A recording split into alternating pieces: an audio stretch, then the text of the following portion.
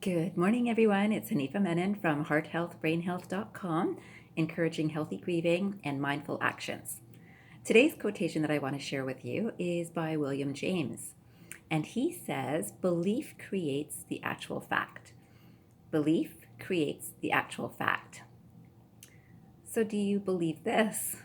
If you think about it, if you believe that the world is filled with terrible people and we're moving in a really not good direction, which many people would agree today that it feels that way, right? Because that's what we hear about on the news regularly. That's what we are fearing, and it is the actual fact that we're seeing.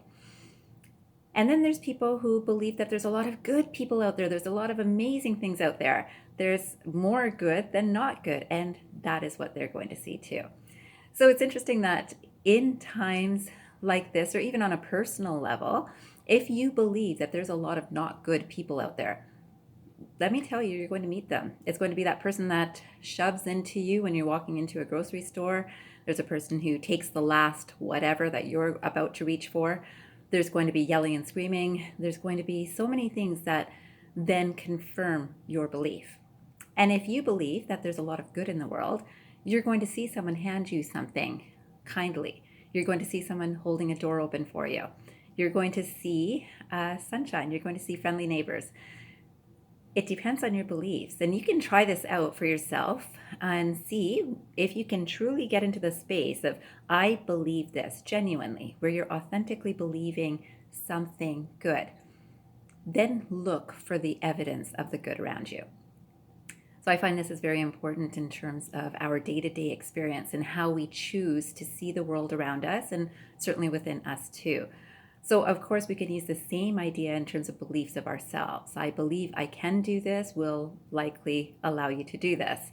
I believe I can't do this will likely lead you to not doing that. And feeling like you can't do it. You actually can't do it. I can't do it because of any sorts of thoughts that you have in your mind that are confirming that you can't.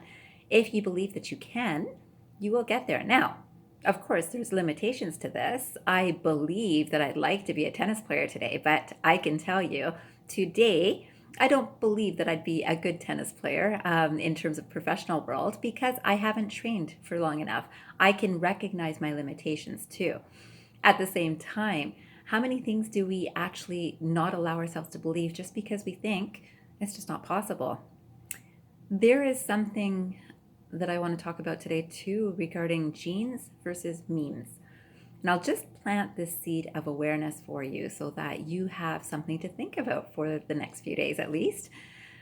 Genes. So most people know about our genes, right? So most people are aware that we have genes in our body, and it might create a susceptibility to certain illnesses or certain behavior traits. There are genes. Now, I know for years I've worked with patients who have some genes. We all have genes.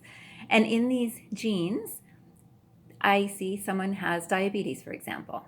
And so often patients will come in and say, well, it runs in the family, so I knew it was going to come to me too.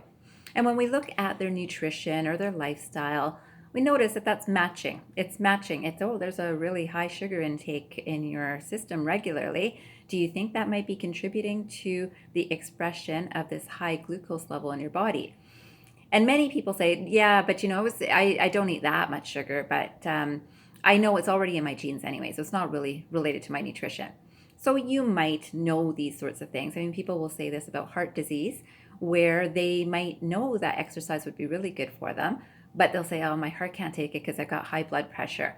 Now, high blood pressure can benefit from some exercise. So it's this reliance on feeling that I can't do this because my belief is it's in my genes, so it's destined for my own experience too. So this is how you can change your belief, and you can actually change the expression of your genetic material. There's a lot of people that will eat healthy and exercise, and they are not getting diabetes even though it runs in their family. So this is an example. Then there's something called memes, MEMES.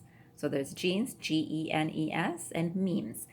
Memes are a collection of cultural beliefs, values, thoughts that represent a group.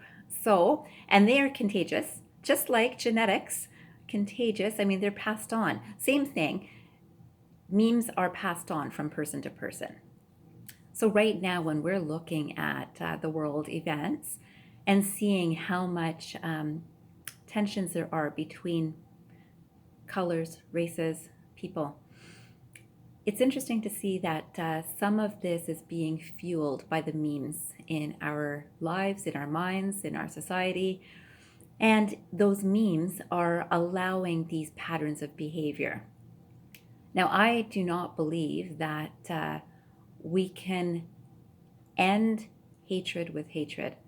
I believe that it takes the opposite. It takes love to end hatred. And I think a lot of leaders in years before our time have said the same thing. Now, saying it and doing it and really feeling it are totally different things. So, in that, I would encourage you to see what are some of the thoughts, beliefs, feelings that you have about certain things that you might not even be conscious of. I can tell you that in my practice, I've seen just as many people in one culture comment on the difficulties of another culture as every culture. So I can't say that we'll talk about it in terms of colors. In terms of white patients will many times come to my office and comment on a different culture and say this is not good because of X. And other cultures will often come in and comment on another white person and say, this is what I don't like about them. How is that helping? I don't understand how we can consciously say comments like this and think that they don't have an effect, because obviously we're thinking them already, we are speaking them, and then we believe them. We're creating our belief in our world reality.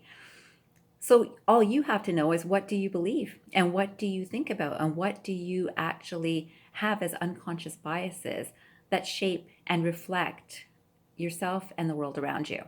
If you are fearful of a particular group of people for whatever reason, sometimes people are fearful of the homeless. I'll just generalize the homeless. Why would you be fearful of homeless? Because, oh, what if someone is unpredictable in how their action is towards me? There's a bit of fear in that. And unless you understand this, you won't be able to look at the homeless with compassion. And the same thing applies to any group that we decide this group is not good because of this. Oftentimes it will reflect our own fears or worries or anxieties or tendencies. And it's really important to understand these things, because it's not just the things that come onto the news that should draw our attention. It's the things that are coming right from within that are shaping what we are seeing around us. So what is it that you want to shape around you personally and around us in our collective consciousness? I give you that to leave today's talk. And I will just say that I think we all have a responsibility. So start within and see it reflecting outside of you. I wish you a beautiful day ahead. And remember, transform your mind and transform your life. Have a great day, everyone.